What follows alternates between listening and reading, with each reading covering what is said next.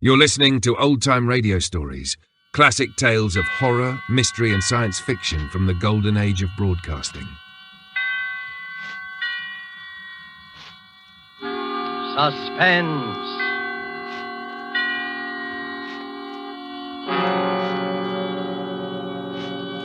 Presented by Roma Wines, made in California for enjoyment throughout the world. Salute. Your health, senor. Roma toasts the world. The wine for your table is Roma, made in California for enjoyment throughout the world. This is the Man in Black, here for the Roma Wine Company of Fresno, California, to introduce this weekly half hour of Suspense. Tonight in Hollywood, Roma brings you as star Mr. Peter Lorre. The suspense play which stars Mr. Lorre and which is produced and directed by William Spear is called Back for Christmas. In this series, Roma brings you tales calculated to intrigue you, to stir your nerves, to offer you a precarious situation and then withhold the solution until the last possible moment. And so, with Back for Christmas and with the performance of Peter Lorre, we again hope to keep you in suspense.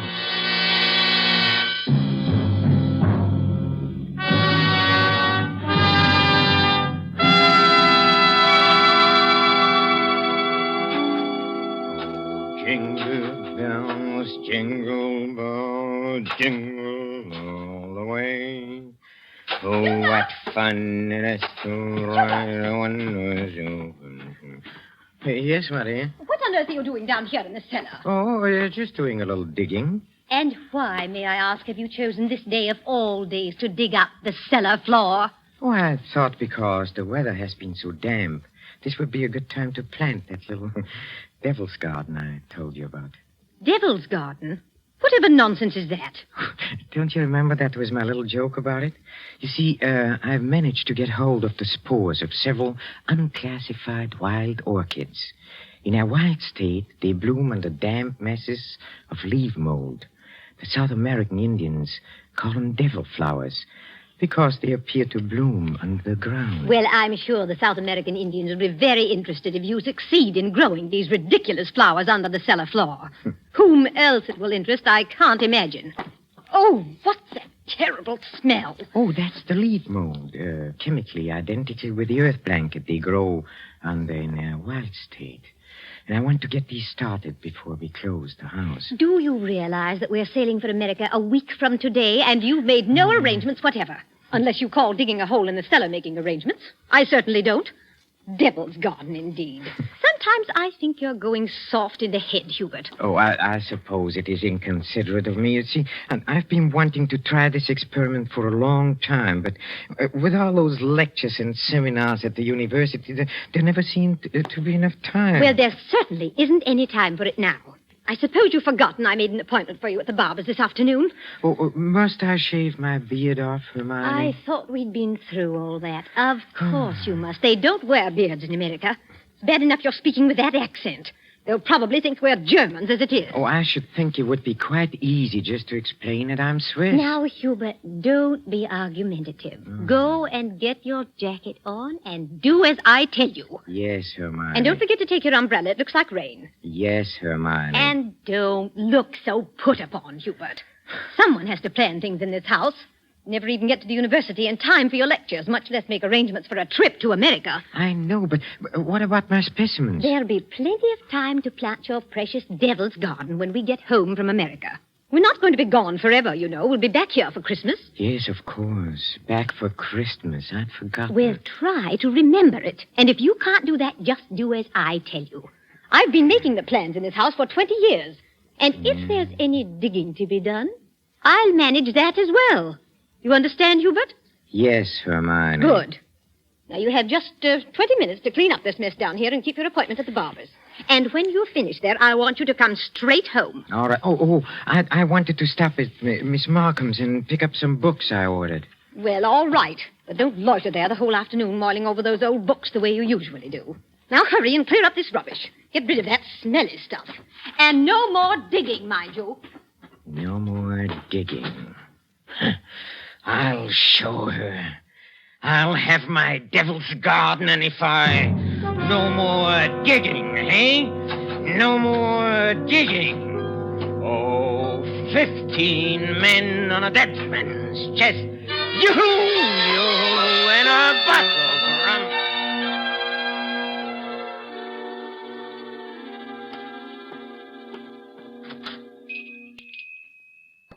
Good evening, sir. Good evening, Miss Morgan. Why, it is Professor Schumacher, isn't it? Do you like me better this way? You look ever so much younger without the beard. 20 years at least. 20 years. Oh, you'll be glad to know those books you ordered have finally arrived. Oh, yes, the books. Let me see. The phytotomy of phalloid gametophytes and coniferous shrubs of North America. Those are the ones you ordered, aren't they? Yes, thank you. You're very kind, Miss Markham. Why kind, Professor Schumacher? Well, not many young ladies in bookshops would go out of their way to look up rare books for an old professor of botany. Why, you're not old, Professor Schumacher. Really, you look... What do I look like? And besides, I adore botany. It's my particular hobby. Oh, really? You've never told me that before, Miss Markham. Well, I was afraid to. You looked so imposing with the beard and all. Miss Markham, forgive me if this sounds foolish, but since talking with you today, I feel that shaving off my beard is the most important thing I've done for 20 years. Oh, it is. I'm sure it is. For 20. I'm so sorry that I've been so distant with you all this time.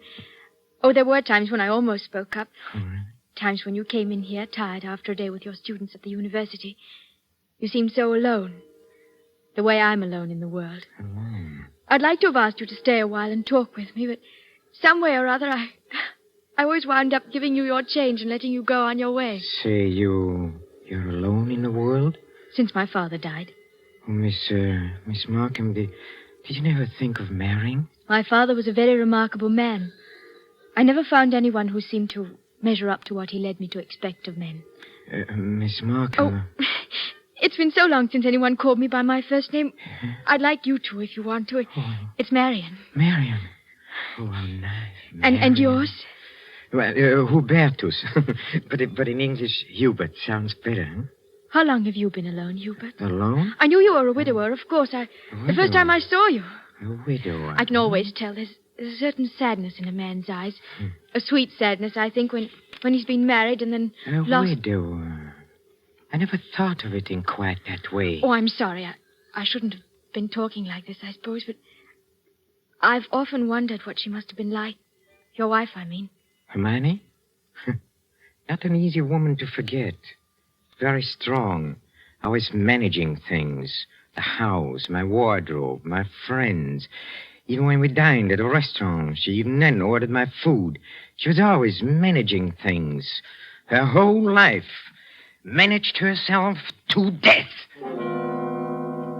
Poor woman. She must have loved you very much. But she needn't have put herself out so. It's plain to see you don't need things managed for you. No. You need companionship, I think. Someone sympathetic with your work. But the last thing on earth you need is a manager. How well you put it. The last thing on earth.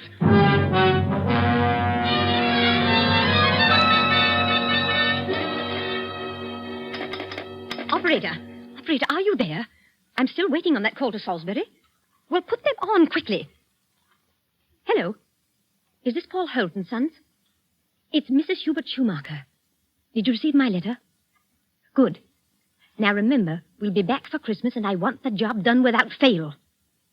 What's that? No, I'm sure he doesn't suspect anything.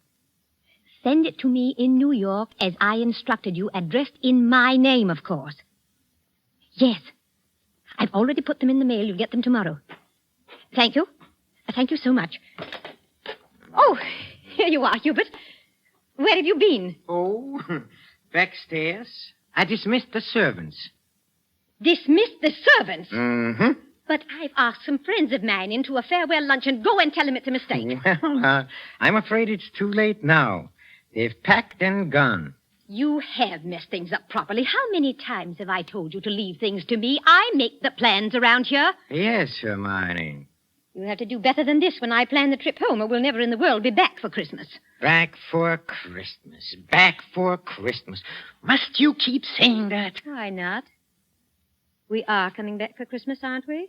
Well, supposing I were offered a professorship in one of those wealthy American universities. Nonsense. Americans care nothing for botany. Well, Luther Burbank was an American, wasn't That's different. What have you ever done except muck around in the dirt with a lot of roots and tubers? Well, they asked me to lecture, didn't they? All right. Now, there's no use getting yourself in a state about this, Hubert. No doubt this extra money will come in very handy when we arrive back... Back for Christmas. I know. Precisely. No good to make a joke of it. Heaven knows where you'd be today if I hadn't got a sense of time. Yes, Hermione. And as you've been so foolish as to dismiss the servants, you may empty the ashtrays and straighten up this room while we're waiting for the guests to arrive. I'm going in to have my bath. Call me when they get here.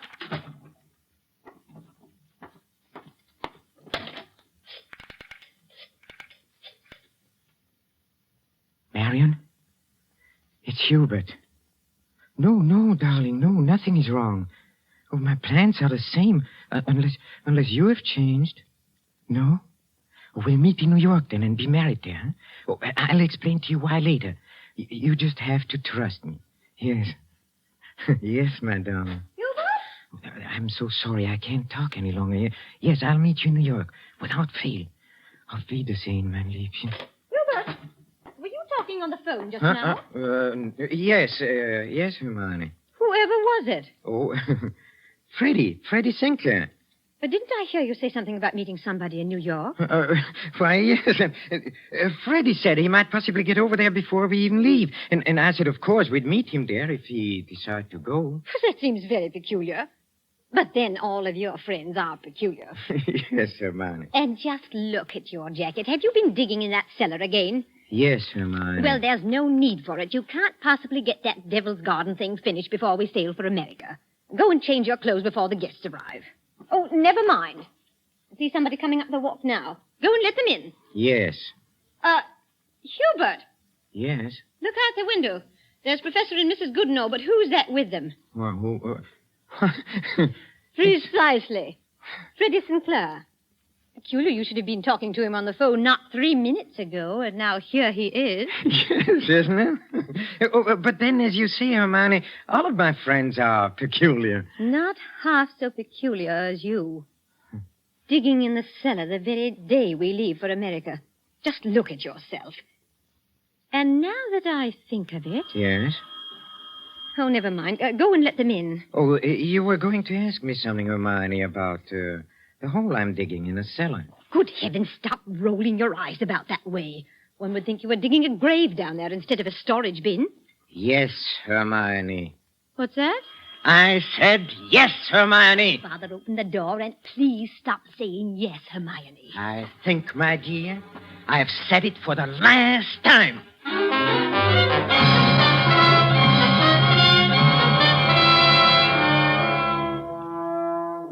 A professor of botany, his loving wife, and an oblong pit in the cellar.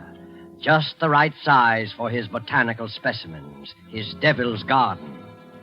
With these ingredients for a story of a perfect crime, Back for Christmas by John Collier and starring Peter Lorre, the Roma Wine Company closes the curtain for a moment on another breathless study in suspense.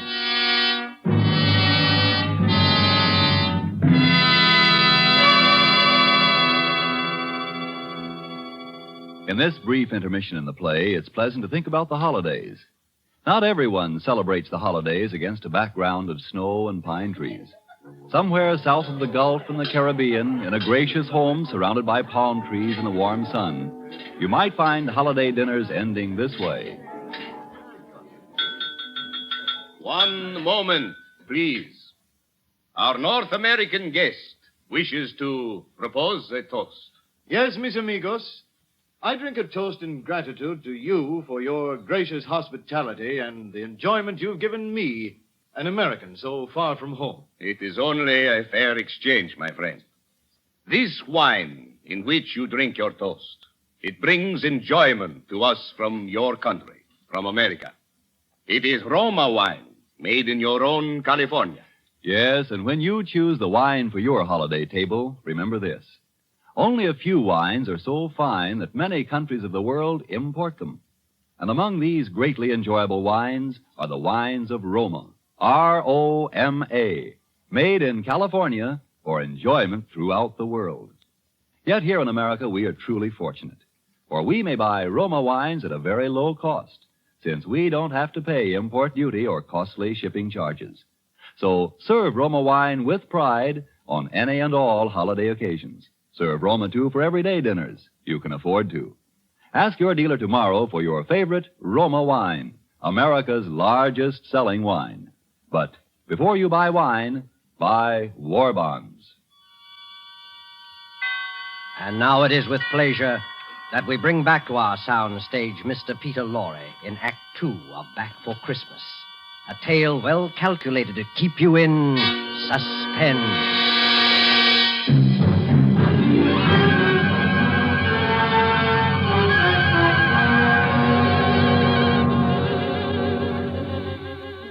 Back for Christmas.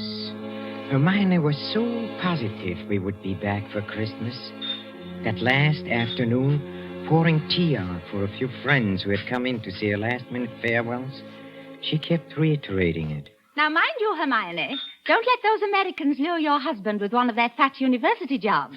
We absolutely must have you with us for Christmas. He shall be back, I promise you. Well, it's not absolutely certain, of course. Hubert, now what do you mean it's not certain? Of course it's certain. After all, Hubert, old boy, you've contracted to lecture for only 3 months. Oh, that's quite right. But then, of course, anything may happen. Hubert adores being unpredictable. Now, what other man would decide the very day, mind you, before leaving for America, to dig a great hole in the floor of the cellar? In the cellar? Yes. He's going to put some unclassified wild orchids down there. A devil's garden, if you please. It sounds so mysterious. That's Hubert, though. It's really quite simple, however, once you find out what he's up to. Now, take that telephone call he put through to you a few minutes ago, Freddie. To me? Of course. Now, Hubert wanted to surprise me about your plan to meet us in New York next month. Wasn't that why he called? To ask you not to mention it? My dear Hermione, Hubert couldn't possibly have telephoned me within the past hour. I've been walking in the park since 3. He didn't telephone you? Well, how could he? As for my going to America... No. Come, Freddie, come. You may as well confess. Hermione has just found me out again. But, Hubert, old chap, I really don't... You see what a poor liar Hubert makes. He's red as a beetroot. Aren't you ashamed of yourself, Professor? Stringing poor Hermione along like that. And as for you, Freddie, I'm furious you said nothing to us about going to America. But look here, old girl. I've been trying to tell everyone here that I'm... Stuff and nonsense. The game's gone on long enough. Besides, we must start getting ready. Now, it was marvelous of all of you to come in to say goodbye. And don't worry about Hubert's little jokes. I will bring him back for Christmas. You may rely on it. They all believed her. For years, she had been promising me for dinner parties, garden parties, committees, and the promises had always been kept. This time, they would not be. I had seen to that. The servants were gone for good. The farewells all said. I had timed to the minute how long it would take to fill in a hole in the cellar. My devil's garden. Upstairs in her bedroom, I undressed and put on my old bathrobe, and then I opened the door into Hermione's room. Hermione, have you a moment to spare? Of course, dear. I'm just finished. Oh, then, will you come in here for a moment, please? There's something rather extraordinary here. Oh, good heavens, Hubert. What are you lounging about in that filthy old bathrobe for? I told you to put it into the furnace. Oh, I'll do it. I'll do it today. Yes, really, I will. Well, high time. Now, what is it you want to show me? Oh, here, in the bathroom. Just look. Who in the world do you suppose dropped a gold chain down the bathtub drain? Nobody has, of course. Nobody wears such a thing. Then what is it doing in here? I don't see anything. Well, look. I'll hold this flashlight here for you. If you lean right over, you can see it shining. It's deep down. Oh, such a lot of nonsense. Just as well. Well, I don't see it, Hubert. Go on looking, Hermione. In just a moment. Hubert, I absolutely refuse. Hubert, what are you doing? Take your hands off my neck. I will, Hermione. Just as soon as I've finished the arrangements for my trip to America. What are you talking about? You thought you were the only one who could plan things, didn't you? Didn't you, Hermione, huh? Oh. Well, I've been making some plans of my own this past week. In exactly 2 minutes and 16 seconds, you'll be dead. You see? You see, I have planned it very accurately. You'll never get away with it. Oh, I thought you would say that, Hermione, but I will get away with it. You won't mind the smell of the leaf mold down in the cellar when I take you down there today?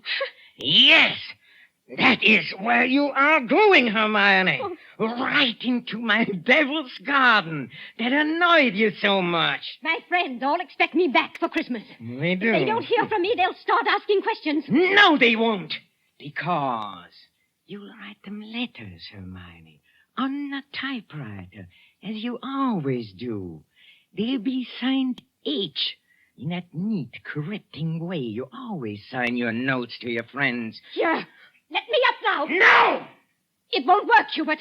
You were never any good at planning. Oh, but I have changed. I've learned from watching you all these years. The lecture people in America. They'll expect you to be traveling with your wife. I will be traveling with my wife, but not my present wife, Hermione. Hubert! It won't work, I tell you. That pit you dug in the cellar... Oh, it will work. It'll serve its purpose well. Hubert! No, I'm sorry, dear. This thing has to be done exactly as planned. You have just 5 seconds to say your prayers. Hubert! You must listen. The cellar... Don't do it, Hubert! Yes, Hermione!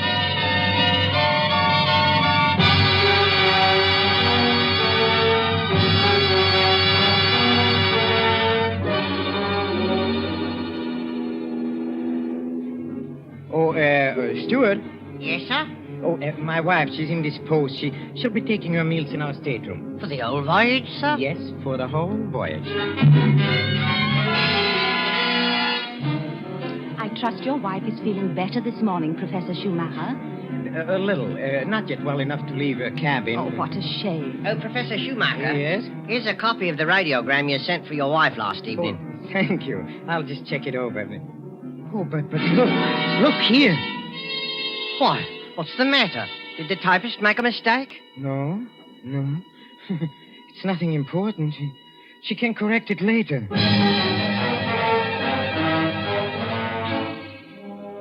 For a moment, I had a feeling that Hermione had been leaning over my shoulder again, correcting what I had written as she always did.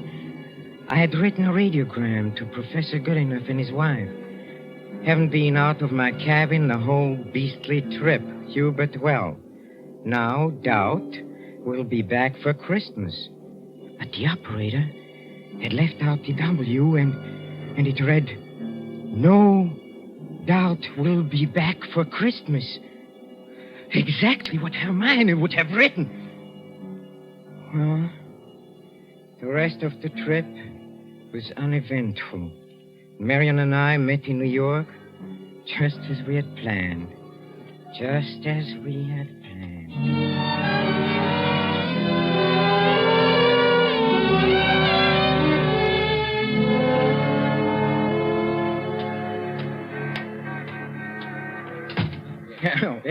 Professor and Mrs. Schumacher, we have reservations, I believe. Oh, yes. We've been expecting you, sir. Boy, take Professor and Mrs. Schumacher's luggage up to their suite. You know, Mrs. Schumacher, you're quite a surprise. Oh? Your letter reserving the rooms was so thorough, I was expecting an older, more forbidding sort of person, frankly, ma'am. No. As a matter of fact, we're just married, but my letter reserving the rooms. Oh, I wrote the letter, my dear, and I signed it Mrs. Hubert Schumacher. Just a joke. What a cunning old fox you are, Hubert. Now that I think of it, I almost think I forgot. am. There's a letter for you, Mrs. Schumacher. That's peculiar. I wonder who on Oh, earth... well, we'll soon find out in good time.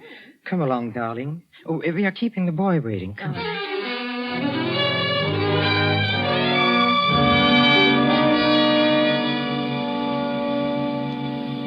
All right. Nothing like a cold, brisk shower to put a man to rights. Hubert, this letter. Oh, yes, the letter. Oh, dry my hair, will you, darling? Please. It seems to be a bill of some sort from a building contractor in Salisbury. Oh, really? Oh, bother, dry your own hair. Thank you, darling. Let's see this bill, or whatever it is. It's very puzzling. Hubert, you were a widower, weren't you? I mean, Hermione isn't still alive. Good heavens, no. Well, let me read that. Dear Madame, this is to acknowledge your order together with the keys to your house in Launceston Place. Our man had no difficulty in finding the place where your husband had begun the excavation in a cellar, but apparently he changed his mind at the last moment and filled it in again. What is it, Hubert? Our men will begin digging tomorrow, and their job will be completed in ample time for your surprise Christmas present to your husband. We are happy to be conspirators with you in this thoughtful gesture and hope that Professor Schumacher will be pleased at the results of our work on his Devil's Garden. Very truly yours, Paul Holt Sons, Contractors. What does it mean, Hubert? Means that Hermione was right. I will be back for Christmas. I will be back for Christmas. I will back for Christmas. Back for Christmas. Yes, Hermione.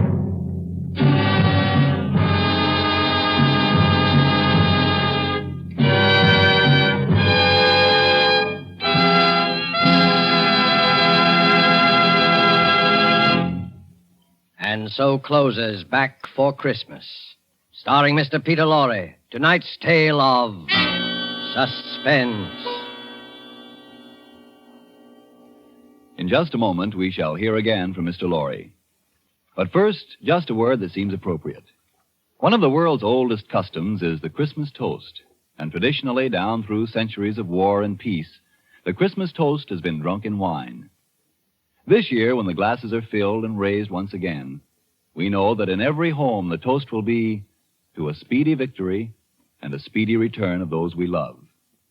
And before we set the wine glasses down, let us all resolve to do everything within our power to help make that toast come true. Let us resolve to help supply the weapons of war by buying even more and more war bonds. Let us resolve to face our own inconveniences without complaining. And above all, let us resolve that when this war is at last over, each of us will exert all our effort to see that future Christmases truly express peace on earth, goodwill to men. This thought, together with our very best wishes of the season, is the Roma Wine Company's Christmas message for you, its friends, here in America and throughout the world.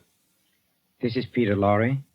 Thank you for listening to our suspense play this evening, and I know you're looking forward to next week's show as I am.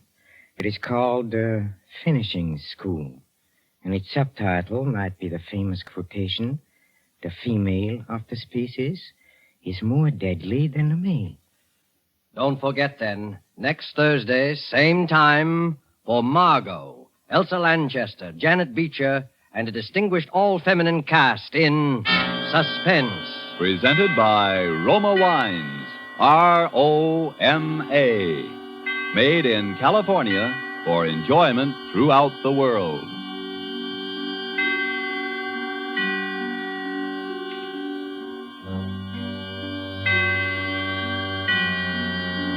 This is the Columbia Broadcasting System.